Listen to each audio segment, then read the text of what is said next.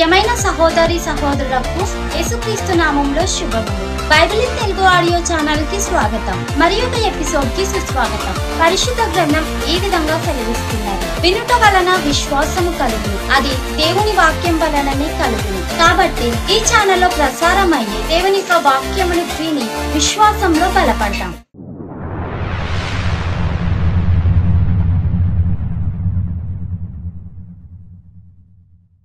సమూయేలు మొదటి గ్రంథము 21వ అధ్యాయం. దావీదు నోబులో యాజకుడైన అహీమెలకు నొద్దకు వచ్చెను. అయితే అహీమెలకు దావీదు రాకకు భయపడి, నీవు ఒంటరిగా వచ్చితివేమని అతని నడుగగా, దావీదు, రాజు నాకు ఒక పని నిర్ణయించి, నేను నీకాజ్ఞాపించి పంపిన పని ఏదో అదెవనితోనైనను చెప్పవద్దనెను. నేను నా పనివారిని ఒకానొక చోటికి వెళ్ల నిర్ణయించితిని. నీ యొద్ద ఏమి ఉన్నది?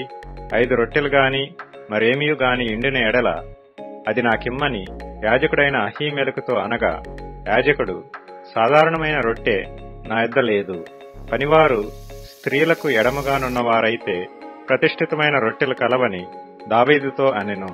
అందుకు దావీదు, నిజముగా నేను బయలుదేరి వచ్చినప్పటి నుండి ఈ 3 దినములు స్త్రీలు మాకు దూరముగానే ఉన్నారు. పనివారి బట్టలు పవిత్రములే. ఒకవేళ మేము చేయు కార్యము అపవిత్రమైన ఎడలనేమి? రాజాజ్ఞను బట్టి అది పవిత్రముగా ఎంచదగును అని యాజకునితో అనెను. అంతటా యెహోవా సన్నిధి నుండి తీసివేయబడిన సన్నిధి రొట్టెలు తప్ప అక్కడ వేరు రొట్టెలు లేకపోగా, వెచ్చని రొట్టెలు వేయు దినమందు తీసివేయబడిన ప్రతిష్ఠితమైన రొట్టెలను యాజకుడు అతనికిచ్చెను.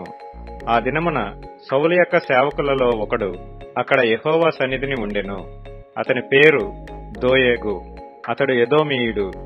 అతడు సౌలు పశుల కాపరులకు పెద్ద.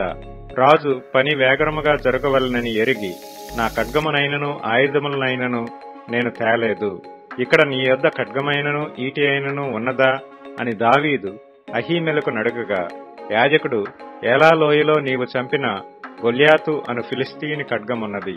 అదిగో బట్టతో చుట్టబడి ఏఫోదు వెనక ఉన్నది. అది తప్ప ఇక్కడ మరి ఏ ఖడ్గమునూ లేదు. దాని తీసుకొనుటకు నీకిష్టమైన ఎడల తీసుకొనుమనగా, దావీదు, దానికి సమమైనదొకటియూ లేదు, నాకిమ్మనెను.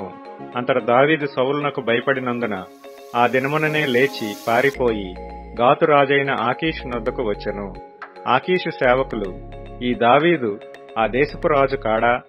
వారు నాట్యమాడుచు గాన ప్రతిగానములు చేయుచు సౌలు 1000 కొలది హతము చేసిననియు దావీదు 10,000 కొలది హతము చేసిననియు పాడిన పాటలు ఇతని గూర్చినవే కదా అని అతనిని బట్టి రాజుతో మాట్లాడగా, దావీదు ఈ మాటలు తన మనసులో నుంచుకొని గాతురాజైన ఆకీషునకు బహు భయపడెను. కాబట్టి దావీదు వారి ఎదుట తన చర్య మార్చుకొని వెర్రివాని వలె నటించుచు ద్వారపు తలుపుల మీద గీతలు గీయిచు ఉమ్మి తన గడ్డము మీదికి కారనిచ్చుచూ నుండెను. వారతని పట్టుకొని పోగా అతడు పిచ్చి చేష్టలు చేయుచూ వచ్చెను.